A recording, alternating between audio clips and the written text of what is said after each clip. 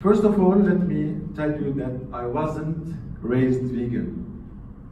Actually, I used to enjoy eating meat, cheese, eggs for more than 30 years. It all seemed to be so normal to eat meat. I mean, we just have to turn on the TV and we are literally bombarded with commercials showing happy cows running on green fields, dancing, singing, happy to be a piece of steak on our dinner tables. They taught us that protein means meat and calcium means cow's milk. But is it true? At restaurants, you see people all around eating steak, hamburgers, ordering pizza, pepperoni, bacon, ham, lamb, and more. Everything seems to be so normal. But is it? One day, 8 years ago, a friend of mine who I used to consider as an annoying extremist vegan shared a footage of a cow being slaughtered in an abattoir. I felt offended by what I saw, even blaming my annoying friend for posting such horror on my news feeds. The same day, I went back home, took my dog in my arms, and started cuddling and kissing him. Suddenly, something hit me. I realized that when I looked at my dog's eyes, there was someone looking back at me. I realized that there is no difference between a dog and a cow. They will both fight for their lives if their throat is being cut open, bleeding in agony to death. I realized that we live in a society that normalizes violence, accepts lies, radicalizes peace, and gets offended by the truth. Then I started questioning myself. Why are we inflicting such immense suffering and killing to those innocent and vulnerable creatures?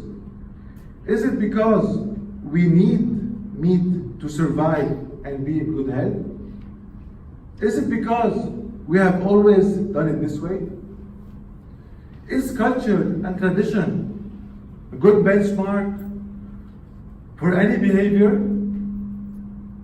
Or is it just a matter of taste?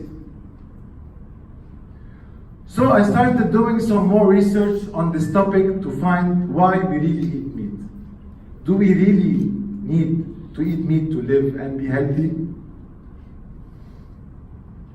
Well, it turned out that all major deadly diseases are linked directly to eating animals and their products. In fact, the number one cause of death is heart disease, caused by clogged arteries due to high intake of cholesterol, trans fatty acids, and saturated fat, all found in large quantities in meat, dairy, and eggs. Same goes for type 2 diabetes, hypertension, colon, prostate, breast cancer, and more chronic deadly diseases. The WHO, the World Health Organization, classified processed meat as group 1A carcinogenic, high risk of cancer, same group as smoking cigarettes, same group as tobacco, and red meat as group 2A carcinogenic, probably causes cancer. The Canadian and British Diet Association stated that it is healthy and safe to adopt a plant-based diet to all stages of life, including pregnancy and infancy. So basically, our health is better off without meat. So if we don't need meat to thrive and survive, why are we doing it for? What about tradition? As you know, society evolves. So does our way of life and practices. Many behaviors that are now considered barbaric were once accepted and even encouraged by society. such as slavery, segregation, no rights for women, and more. However, it all started with few dedicated people rejecting injustice for humanity to take a stand towards these practices. So today, we should enlarge our circle of compassion to embrace all sentient beings and remember that animals are here with us, not for us. What about culture? Is culture a justification? Well, in China, it is culturally acceptable to eat dogs. In other countries, it's not. Who's right and who's wrong? People all over the world sign petitions to stop the Yulin Dog Meat Festival. Those same people, they go back home at night and have a cow meat burger for dinner. They are both wrong, since it is not morally justifiable to kill either the dog or the cow. Is suffering of one species more valuable than the other? Can culture justify loving one and killing the other? So if the justification of culture and tradition does not stand, why are we still doing it for? When I knew that my innocent-looking meal was responsible for world hunger, today a population of 7.6 billion humans are living. More than 1 billion are hungry. Poor countries sell their grains to the meat and dairy industries to feed them to the animals so that few can have a piece of steak.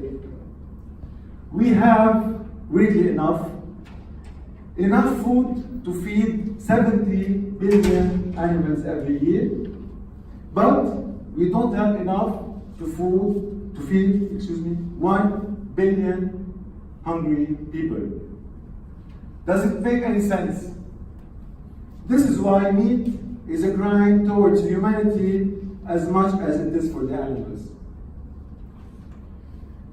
Animal agriculture has a huge effect on our environment. Actually, it is the major impactor of climate change. More gas emissions than all combined transportation. We're talking cars, trains, boats, planes, and more.